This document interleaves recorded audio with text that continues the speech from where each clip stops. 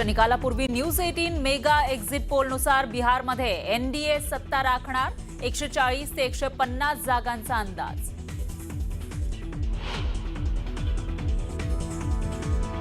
Exit पोलनुसार Bihar विधानसभा निवडणुकीमध्ये महागठबंधनला धक्का, राजदला 50 ते 60 जागा तर काँग्रेसला 15 ते 20 जागांवर समाधान मानावं लागणार.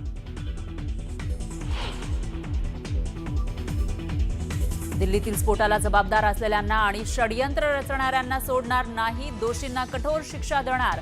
भूतानमधून पंतप्रधान मोदींचा हल्लेखोरांना थेट इशारा. I-20 कारचं बदरपूर टोल प्लाझाचं सीसीटीव्ही फुटेज समोर, मास्क घातलेला उमर सीसीटीव्हीमध्ये कैद.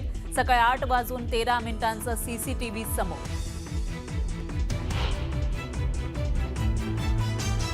महाराष्ट्रात सध्या सर्पाकार स्थिती, 3 सापांच्या शेपटी एकमेकांच्या तोंडात, तिघेही एकमेकांना गिळायला बसलेत. ठाकरेंनी महायुतीला फटकारलं.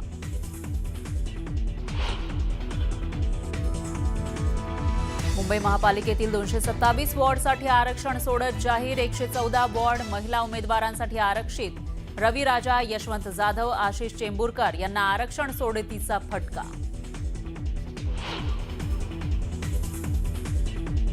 एकनाथ शिंदेंचा सुनील राऊतांना फोन करून संजय राऊत यांच्या तब्येतीची केली विचारपूस.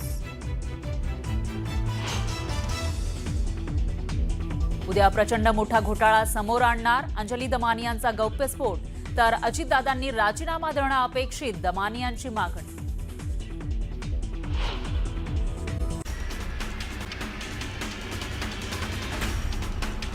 ठाकरेंच्या शिवसेनेचे नेते उन्मेष पाटलांसह 4 जणांविरोधात फसवणुकीचा गुन्हा दाखल झालाय. देवगिरी नागरी सहकारी बँकेची 5,33,00,000ची फसवणूक केल्याचा आरोप आणि त्यातून ही कारवाई करण्यात आली आहे. तर बँकेकडे गहाण मशिनरीही विकल्याचा आरोप आहे. बच्चू कडूंच्या वाहनावर दगडफेक करणाऱ्याला 2 लाखांचं बक्षीस देण्याची घोषणा भाजपच्या दादासाहेब सोनमाळींनी केली आहे. कडूंनी विखेंचं वाहन फोडण्याच्या वक्तव्यावरून सोनमाळींनी कडूंना प्रत्युत्तर दिलंय. बीडच्या माजलगावात मराठा आंदोलक मनोज जरांगेंनी आमदार प्रकाश सोळंकेंची भेट घेतली. यावेळी सोळंके कुटुंबियांनी जरांगेंचं स्वागत केलंय. दरम्यान जरांगे आणि प्रकाश सोळंकेंमध्ये चर्चा झाली. अमरावतीच्या कोंडेश्वरमध्ये विपश्यना केंद्र आणि विद्यार्थ्यांसाठी अभ्यासिकेची निर्मिती केली जाणार आहे. पालकमंत्री बावनकुळे यांच्या हस्ते विपश्यना केंद्राची पायाभरणी करण्यात आली. धुळे महानगरपालिकेच्या निवडणुकीसाठी अंतिम प्रभाग रचना जाहीर झाल्यानंतर प्रशासनाच्या वतीने प्रभागनिहाय आरक्षण सोडत काढण्यात आली. 74 पैकी 37 जागा महिलांसाठी राखीव ठेवण्यात आल्या आहेत. एकूण 19 प्रभागांपैकी 17 प्रभागांमध्ये 4 सदस्य तर 2 प्रभागांमध्ये 3 सदस्य निवडून जाणार आहेत. कर्जत नगर परिषदेच्या निवडणुकीसाठी निवडणूक प्रमुख आमदार प्रशांत ठाकूर यांनी माजी नगरसेवक आणि भाजप पदाधिकाऱ्यांशी संवाद साधला. भाजपकडून मोर्चे बांधणी सुरू असून शिवसेना भाजप युती संदर्भात निर्णय घेतला जाणार आहे. जळगावच्या भुसावळमध्ये नगर परिषदेसाठी उमेदवारी अर्ज भरताना तांत्रिक अडचण येते, त्यामुळे उमेदवारांना मनस्ताप सहन करावा लागतोय. दरम्यान ऑफलाईन पद्धतीने अर्ज स्वीकारण्याची मागणी करण्यात आली आहे. यवतमाळ नगर परिषद माजी नगरसेविका अरुणा दिगंबर गावंडे यांचा शिंदेंच्या शिवसेनेमध्ये पक्षप्रवेश पार पडलाय. या पक्षप्रवेशाने शरद पवार गटाच्या राष्ट्रवादी काँग्रेसला मोठा धक्का मानला जातो. वडगाव परिसरात शिंदे सेनेची पकड आता मजबूत झाली आहे. तळेगाव दाभाडेमध्ये भाजप आणि राष्ट्रवादी एकत्रित लढणार आहेत, तर लोणावळा आणि वडगावमध्ये स्वबळावर लढण्याचा निर्णय घेण्यात आलाय. लोणावळ्यात ठाकरेंच्या शिवसेनेनं उमेदवार जाहीर केलेत. यात 9 निष्ठावंत आणि स्थानिक कार्यकर्त्यांना संधी देण्यात आली आहे. दरम्यान शरद पवारांची राष्ट्रवादी आणि काँग्रेसकडून कुणाला संधी दिली जाते हे पाहणं महत्त्वाचं ठरणार आहे. साताऱ्यात नगराध्यक्षपदासाठी भाजपकडून जोरदार तयारी सुरू आहे. यामुळे उमेदवारी कुणाला मिळणार हे पाहणं महत्त्वाचं ठरणार आहे. तर मला नगराध्यक्ष व्हायचंय असं मिश्किल वक्तव्य उदयनराजे भोसलेंनी केलंय. खोपोलीतील आमदार प्रशांत ठाकूर यांनी भाजपच्या पदाधिकाऱ्यांची बैठक घेतली।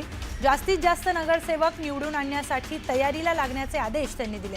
तर येत्या 2 दिवसात उमेदवार निश्चित केले जाणार असल्याचं त्यांनी म्हटलंय। अहिल्यानगरमध्ये नरहरी झिरवळांनी इच्छुक उमेदवारांशी संवाद साधलाय। सर्वच ठिकाणी तयारी सुरू असल्यानं झिरवळांनी म्हटलंय, तर अंतिम निर्णय वरिष्ठ घेणार असं देखील ते म्हणाले। हिंगोलीच्या तिन्ही नगर परिषदेसाठी 13 आणि 14 तारखेला शिवसेनेचे उमेदवार भरले जाणार आहेत। आमदार संतोष बांगर यांनी ही माहिती दिली। सोलापूर महापालिकेसाठी राष्ट्रवादीकडून जोरदार तयारी करण्यात येते। सोलापूर महानगरपालिकेमध्ये अब की बार 50 पार असा नारा राष्ट्रवादीकडून देण्यात आलाय। परभणीमध्ये ट्रॅक्टरमधून क्षमतेपेक्षा जास्त ऊसाची वाहतूक केली जात असल्याचं समोर आलंय। ऊस वाहतूक करणारे ट्रॅक्टर चालक ऊस वाहतूक करताना स्टंटबाजी करतात। यामुळे मोठा अपघात होण्याची देखील शक्यता आहे।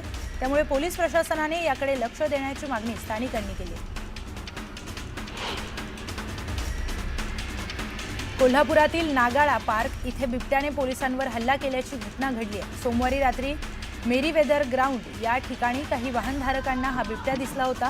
पोलिसांवर बिबट्याने हल्ला केल्याने परिसरामध्ये खळबळ उडाली।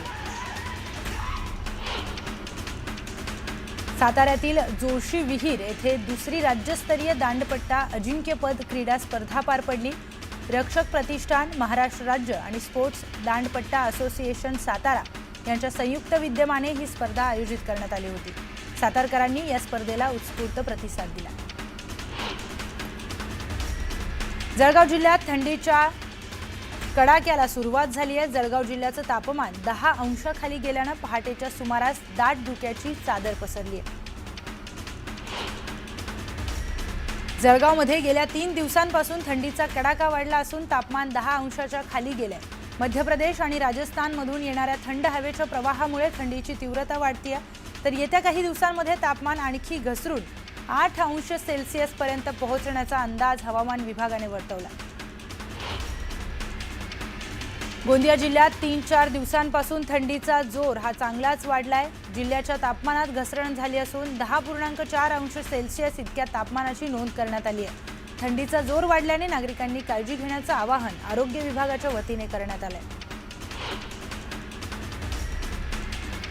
बीडच्या आष्टी तालुक्यातील सावतानगर भागामध्ये वाळू माफियांनी धुडगूस घातलाय। वाळू माफियांनी शेतकऱ्याच्या घरावर हल्ला केला असून 4 चाकी गाडीची तोडफोड केली आहे। या प्रकरणी 7 आरोपींविरोधात गुन्हा दाखल करण्यात आला। पुण्याच्या लोणी काळभोरमध्ये गावठी दारू विक्री करणाऱ्यांवर कारवाई करण्यात आली आहे। यावेळी पोलिसांनी संपूर्ण मुद्देमाल जप्त केलाय, तर एकाला पोलिसांनी ताब्यात घेतलाय।